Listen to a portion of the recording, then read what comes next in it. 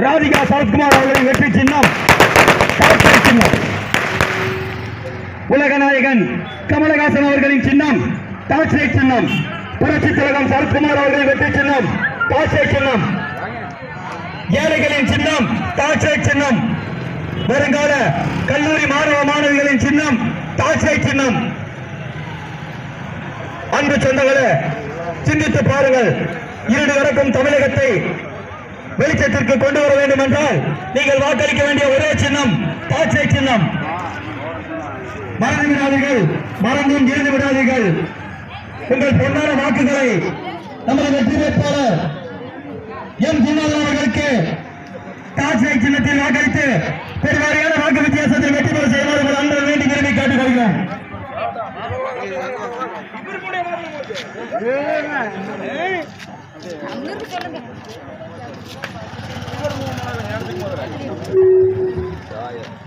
அன்பார்ந்த மரணபாளையம் வாக்காளர் பெருமக்களே, வருகின்ற 2021 சட்டமன்ற தேர்தலில் அந்தியூர் சட்டமன்ற தொகுதி வெற்றி வேட்பாளர் மக்களின் முதல் கூட்டணி மக்கள் நீதி மையம் திரு கமலஹாசன் அவர்களின் ஆதரவு பெற்ற அகில இந்திய சமத்துவ மக்கள் கட்சியின் வெற்றி வேட்பாளர் புரட்சி தலைவர் சரத்குமார் அவர்களின் அன்பு சகோதரர் எம் குணாளன் அவர்கள் டார்ச்லைட் சின்னத்தில் வாக்குகளை சேகரிக்க வந்து கொண்டிருக்கிறார். அவர்களுக்கு டார்ச்லைட் சின்னத்தில் வாக்களித்து பெருவாரியான வாக்கு வித்தியாசத்தில் வெற்றி பெற செய்யுமாறு உங்களை அன்புடன் வேண்டி விரும்பி கேட்டு வருகிறோம்.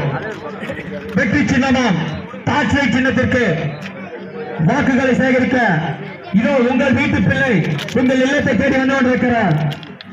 உங்கள் சித்தி ராதிகா சரத்குமார் அவர்களின் வெற்றி சின்னம் டார்ச்லைட் சின்னம். புரட்சி தலைவர் சரத்குமார் அவர்களின் வெற்றி சின்னம் டார்ச்லைட் சின்னம். உலக நாயகன் கமலஹாசன் அவர்களின் சின்னம் டார்ச்லைட் சின்னம். ஏழைகளின் சின்னம் டார்ச்லைட் சின்னம். தமிழகத்திற்கு ஒரு மாற்றத்தை தாரீர் என்று கேட்டு டார்ச்லைட் சின்னத்தில் வாக்குகளை சேகரிக்க உங்கள் வீட்டு பிள்ளை நமது மண்ணின் மைந்தன் புரட்சி திலகத்தின் அன்பு சகோதரர் உங்கள் இல்லத்தை தேடி வந்து கொண்டிருக்கிறார். அவர்களுக்கு டார்ச்லைட் சின்னத்தில் வாக்களித்து பெருவாரியான வாக்கு வித்தியாசத்தை வெற்றி பெற செய்யுமாறு உங்கள் அன்புடன் வேண்டி விரும்பி கேட்டு வருகிறோம்.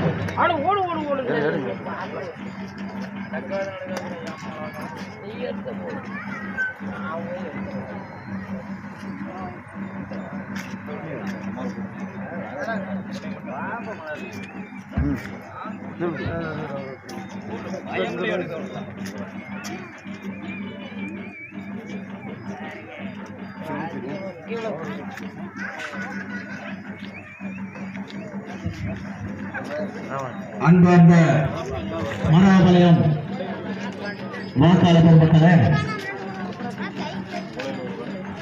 வருகின்ற சட்டமன்ற தேர்தலில் அந்தியூர் சட்டமன்ற வேட்பாளர் மக்கள் முதல் கூட்டணி